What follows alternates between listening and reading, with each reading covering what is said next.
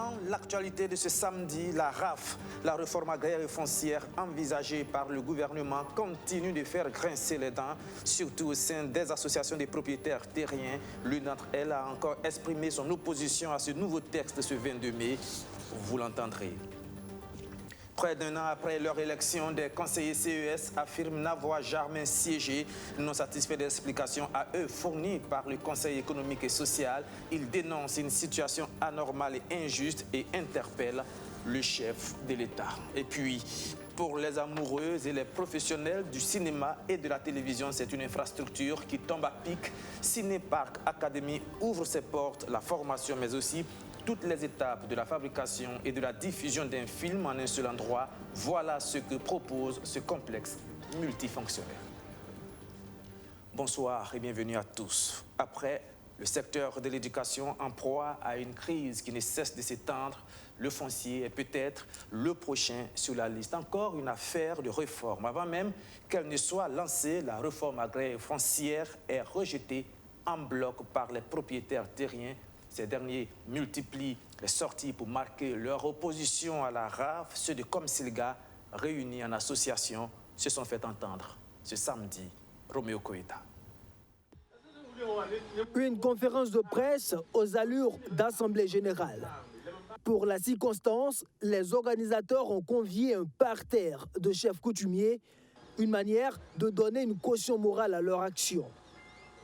Réunis au sein de l'association Bahir Tilgré de Komsilga, ces propriétaires terriens craignent que les réformes annoncées par le gouvernement dans le domaine du foncier ne leur portent un lourd préjudice. Dans leur partenariat avec les promoteurs immobiliers, certains chefs de terre avouent avoir contracté des prêts financiers auprès de ces derniers. Alors, comment rembourser cet argent avec la suspension de l'activité des sociétés immobilières, s'interroge-t-il. Parce que nous avons mené des enquêtes avec le MAN, mais bon nombre de propriétaires adhérents au projet immobilier. Ils ont déjà pris des avances avec les projets immobiliers. Donc voilà notre inquiétude. L'État va nous aider à rembourser l'argent ou bien comment travailler à rembourser cette dette. C'est notre inquiétude. Le 21 avril dernier, le gouvernement a mis en place un comité interministériel afin de réfléchir sur la réforme du secteur foncier, considéré comme une bombe à retardement au Burkina Faso. Mais sur cette question, les propriétaires terriens déplorent le fait de n'avoir pas été associés à cette réflexion. Demandons seulement à l'État de nous associer à l'élaboration de la loi. Avant de prendre des propos ou bien des décisions, il faut aussi associer les acteurs. Nous sommes des propriétaires terriens. Nous travaillons avec les sociétés immobilières. Donc, maintenant, à travers la suspension, cela nous pose problème. Les protestataires se disent tout de même disposés à échanger avec le gouvernement en ce qui concerne cette réforme agraire et foncière. Car ils sont plus que convaincus que sur la question, ils ont le mot à dire. Commence à devenir trop longue pour eux. Ils sont membres du Conseil économique et social. Élus il y a près d'un an, ces conseillers n'ont toujours pas encore siégé. Une situation qu'ils ont dénoncée hier au cours d'une conférence de presse interpellant par la même occasion le chef de l'État, Madina Sienou. Ils ont été élus en juin 2020 et devaient siéger régulièrement au Conseil économique et social. Près d'une année après, ces conseillers CES sont toujours dans l'attente. Une attente qui se transforme de jour en jour en peur, car, disent-ils, des conseillers CES élus en 2015, en remplacement d'anciens conseillers siégeant depuis 2012, n'ont jamais pris fonction. Face à la presse, ils refusent de subir le même sort que leurs prédécesseurs et interpellent donc le président du Faso. Suite à une note du président du Faso en mars 2020, demandant le renouvellement du Conseil, en juin 2020, il a été procédé à l'élection de nouveaux conseillers au niveau des organisations et des structures concernées respectivement en vue du remplacement des anciens conseillers. Nous, OEC du Burkina Faso, sans distinction aucune en général, et les OEC intervenant dans le domaine des droits humains en particulier, nous déplorons cet état de fait. Que les anciens conseillers continuent encore de siéger alors que de nouveaux conseillers sont élus et en attendent ceux depuis au moins 11 mois de la date de leur élection dans leurs structures respectives. Selon la coordination des organisations de la société civile et droits humains de Ouagadougou, le Conseil économique et social créé en 1959 est l'une des plus vieilles institutions démocratiques du Burkina Faso. Il est donc inadmissible que cette institution tolère de tels agissements. L'autorité n'est pas que savante, elle doit être morale. C'est dans ce sens que nous terminons en interpellant son Excellence, le président du Faso, sur la priorité des questions du renforcement de la protection des droits humains, la transparence, la bonne gouvernance et la bonne gestion de la chose publique dans nos gestions démocratiques, toutes choses qui garantissent le développement humain durable par le respect des principes sacro-saints de l'état de droit et de la démocratie. Nestor Tombiano et ses camarades disent avoir contacté les autorités du CES pour comprendre leur situation, mais ils n'ont jamais été satisfaits. Nous sommes allés au ministère de la Justice. On a essayé effectivement de demander la suite qui a été donnée à notre dossier. Bon, nous avons reçu quelques informations, mais nous n'étions pas satisfaits. Mais il ressort quand même que le dossier a été bien transmis. Nous avons été au CES. Nous avons été reçus par le CES. Là-bas aussi, nous avons eu des informations. Mais c'est les mêmes informations. Ils nous disent aussi que, effectivement, tous les dossiers ont été rassemblés là-bas, mais que ça a été transmis à qui de droit. Voilà ce qu'on peut dire. Maintenant, à qui de droit, que ce soit eux ou nous, nous ne savons pas c'est qui exactement. C'est la raison pour laquelle nous avons décidé, après ces démarches-là, de prendre maintenant à témoin l'opinion nationale et internationale. Après cette conférence de presse, si rien n'est fait, la coordination des OSC droits humains de la commune de Ouagadougou annonce d'autres mesures. Elle entend écrire 2 lettres ouvertes au président du Faso et demander une audience avec Roch-Marc Christian Kabouri. Dans un tout autre registre, la direction du MPP, aux côtés de ces militants de la commune de Komsilga, objectif manifester la reconnaissance du parti à sa base après les victoires aux dernières élections présidentielles et législatives. Archimède Boy. Le MPP, Mouvement du Peuple pour le Progrès, exprime sa reconnaissance à ses militants de la commune de Komsilga. Ce 22 mai, 4 des 36 villages de cette localité bénéficient d'engins à 2 roues. À travers ce don, le parti honore ainsi une de ses promesses de campagne visant à encourager les villages qui ont massivement voté MPP aux dernières élections. Un geste salué par les bénéficiaires. Oh, il faut dire que c'est un sentiment de joie, parce que être classé premier et être bénéficiaire d'une moto, ça ne peut que être un sentiment de joie qui va m'animer. Alors, il faut dire qu'après Tigandalgue, le 2e, c'est le village de Silmissi, le 3e, c'est Dawane Gomde, et le 4e, c'est Bangama. C'est pour appeler les militants, les sympathisants d'être vraiment solidaires et d'être soudés et de travailler sur le travail est vraiment libérateur. Les gens ont travaillé, ils ont vu qu'ils étaient de leur devoir, de les remercier de vive voix pour qu'ils comprennent et qu'ils sachent que ce qu'ils ont fait, ils ont fait un travail digne, un travail responsable, un travail républicain. Donc vraiment, moi je loue à sa juste valeur cette rencontre de ce matin. En perspective, le parti Orange a déjà les regards tournés vers les municipales prochaines. Et à Komsilga, il affûte ses armes pour une victoire éclatante, indiquent les leaders locaux du MPP. Maintenant, ce congrès statutaire de l'Ordre national des chirurgiens du Burkina Faso, 6e du genre, un congrès placé notamment sous le signe de la santé bucco-dentaire. Abdourazak Traoré. C'est une pathologie qui touche toutes les tranches d'âge de notre société. Mais les plus grandes victimes sont les enfants et les adolescents.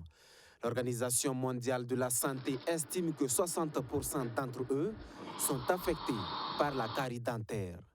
Les Burkinabés ne sont pas épargnés par ce problème de santé bucco-dentaire. C'est même un problème de santé publique. La santé bucco-dentaire est justement au cœur du 6e congrès de l'Ordre national des chirurgiens dentistes du Burkina. Une rencontre statutaire qui a permis le renouvellement des instances dirigeantes. L'équipe sortante dirigée par le professeur Aimé Désiré Kabouri a été reconduite pour un nouveau mandat de 4 ans. Nous sommes assez satisfaits de ce que nous avons déjà fait pour hisser notre profession, comme nous l'a dit le doyen, son Excellence le Willy Naba. C'est donc faire en sorte que cette profession soit davantage connue, que les populations puissent avoir accès aux soins de santé bucco-dentaire qu'avec le ministère de la Santé, que nous puissions mettre dans la main, que nous puissions les assister, leur donner les conseils en participant à leur côté à l'épanouissement de la santé bucco-dentaire des populations. Dans cette dynamique de renforcement des acquis, la nouvelle équipe pourrait compter sur le ministère de la Santé, à qui les congressistes ont demandé la création d'une direction de la santé bucco-dentaire et de la mise en place d'un programme national de santé bucco-dentaire. Nous comptons placer la santé bucco-dentaire dans notre système de santé. Et surtout que nous sommes actuellement dans une démarche d'écriture du PNDS, le Plan national de développement sanitaire 2021-2030. Nous voulons que la santé bucco-dentaire puisse pleinement jouer sa partition dans le système de santé national. Et il faut saluer le travail qui est abattu par l'équipe du Conseil national de l'Ordre des chirurgiens dentistes. Un congrès ordinaire qui a fait la part belle aux devanciers du domaine. À leur tête, le Willy Naba Carfo, un ministre du Mogo Naba. À l'état civil, il répond au nom du docteur Tenga Douamba. Il est le tout premier chirurgien dentiste du Burkina Faso. L'Agence française de développement, l'AFD, et l'Union européenne poursuivent leur soutien au secteur du développement urbain au Burkina Faso. Hier, ces institutions ont acté le financement du projet de développement économique local durable de la ville de Bobo-Dioulasso. Cette cérémonie de signature de convention a été aussi marquée par l'amendement de l'accord sur le différé de la dette du Burkina Faso vis-à-vis de la France. Archimède Boy nous en dit plus. Cette signature de convention marque un pas vers la réalisation du projet de développement économique local durable de la ville de Bobo-Dioulasso. La capitale économique du pays va disposer ainsi de moyens techniques et financiers pour dynamiser son économie locale à partir des équipements marchands. D'un coût global d'environ 12 milliards de francs CFA, il est financé conjointement par l'AFD, l'Agence française de développement et l'Union européenne. Une satisfaction pour le maire de la ville de Bobo-Dioulasso. Aujourd'hui, je dirais c'est l'aboutissement. Nous sommes très contents, très heureux, parce que pour nous, au-delà de ce prêt qui est accordé, ça voudrait dire l'orientation que nous avons donnée à la question du développement de notre ville quand même convaincante. Vous voyez, dans le projet, on parle de réalisation de gares routières et de marchés. Si on vous dit que Bobo, qui est un carrefour, qui se réclame être un carrefour commercial, ne dispose pas jusqu'à ce jour d'une gare routière organisée, c'est très inquiétant. Alors pour nous, c'est donner quand même quelque chose comme travail aux acteurs du développement économique. Donc nous pensons que ça va changer fondamentalement l'économie au niveau de Bobo-Dioulasso. Le second acte de cette signature, c'est l'amendement à l'accord sur le différé de la dette du Burkina Faso vis-à-vis de la France.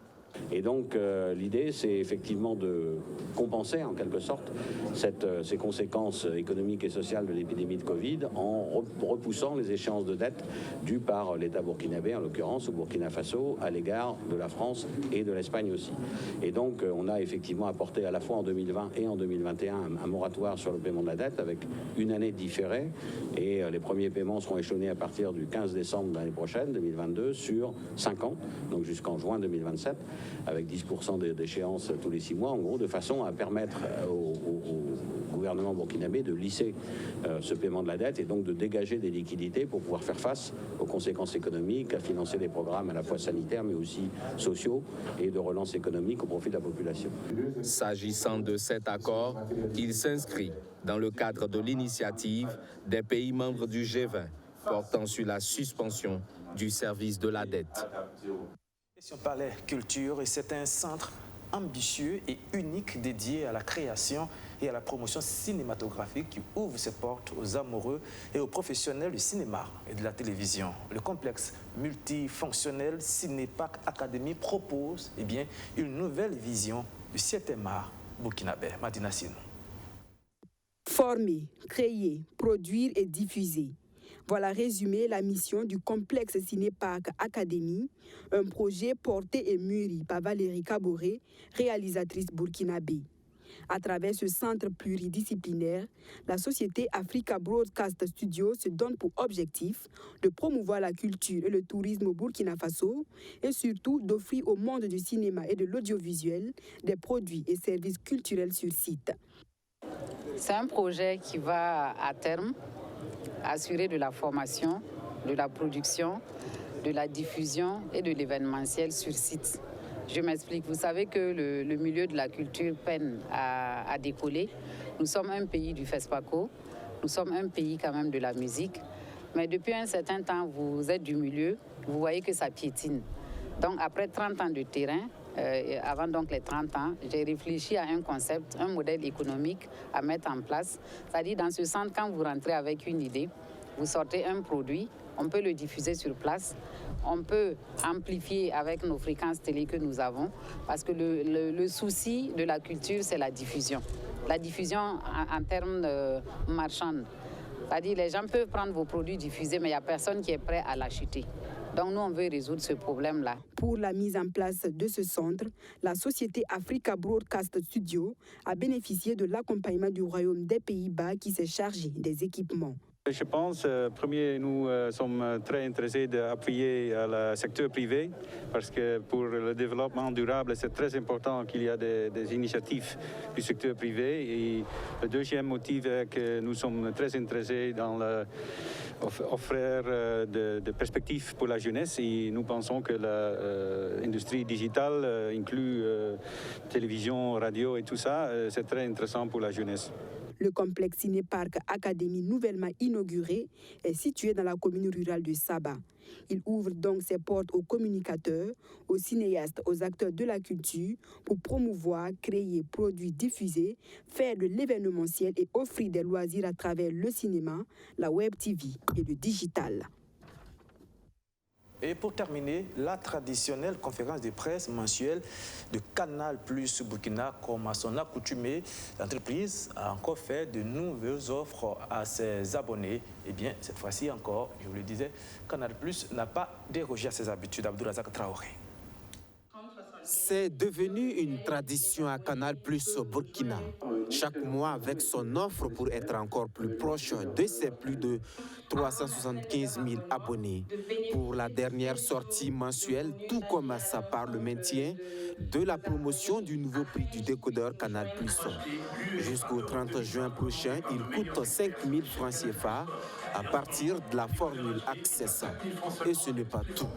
C'est que Canal+ a déjà commencé à diffuser la Basketball Africa League, donc la Ligue africaine de basket. Pour tous les fans de basketball, ils pourront voir les meilleurs matchs des meilleures équipes africaines. Et donc, on l'espère, ils pourront se divertir et se faire plaisir devant ces matchs. Nous avons également des informations culturelles, puisque nous lançons le Canal Comedy Club très bientôt. Et donc, nous lançons dès aujourd'hui un appel à candidature pour que tous les humoristes qui souhaitent participer à cette émission, qui est une émission de stand-up d'humour, nous envoient par téléphone, par WhatsApp au 57 60 00 00, 57 60 00 00, qui nous envoient un sketch de manière à ce qu'on puisse sélectionner des candidats qui passeront dans cette émission à la télé, qui sera diffusée dans tous les pays d'Afrique, le Canal Comedy Club, et ça sera peut-être le début d'une grande carrière pour des humoristes. Donc on espère que ça sera un grand moment d'émotion, de rire et de partage. Vous l'aurez compris, le premier groupe audiovisuel de la télévision payante en Afrique francophone met de plus en plus l'accent sur les contenus relatifs à la culture. Et c'est dans ce cadre que des partenariats sont signés avec des artistes burkinabés. Et enfin, une émotion très importante, on a officialisé notre partenariat avec des grands noms de la culture du Burkina Faso, avec Amzi qui a fait un concert incroyable il y a quelques jours, avec Nouaga et Capé qui nous font toujours beaucoup rigoler. Donc on a officialisé notre partenariat avec eux pour pouvoir travailler ensemble et puis se soutenir mutuellement.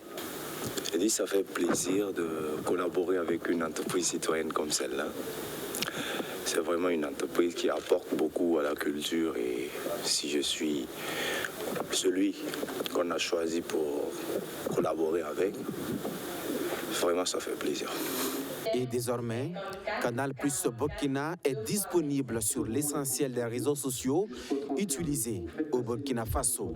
Pour toutes les questions commerciales ou toute autre difficulté, la société est prête à réagir dans un bref délai. Deux numéros WhatsApp. Le premier, il est plutôt concernant les questions commerciales. Voilà, et c'est ici que prend fin ce journal. Merci de l'avoir suivi et merci encore une fois de votre fidélité renouvelée. Rendez-vous demain à 19h30 pour un 7 info spécial, un 7 info consacré à la crise qui secoue le secteur de l'éducation, une émission de débat avec les associations des parents d'élèves, avec l'association des syndicats des enseignants et plein d'autres personnes. Ne le ratez pas, 19h30 demain sur BF1.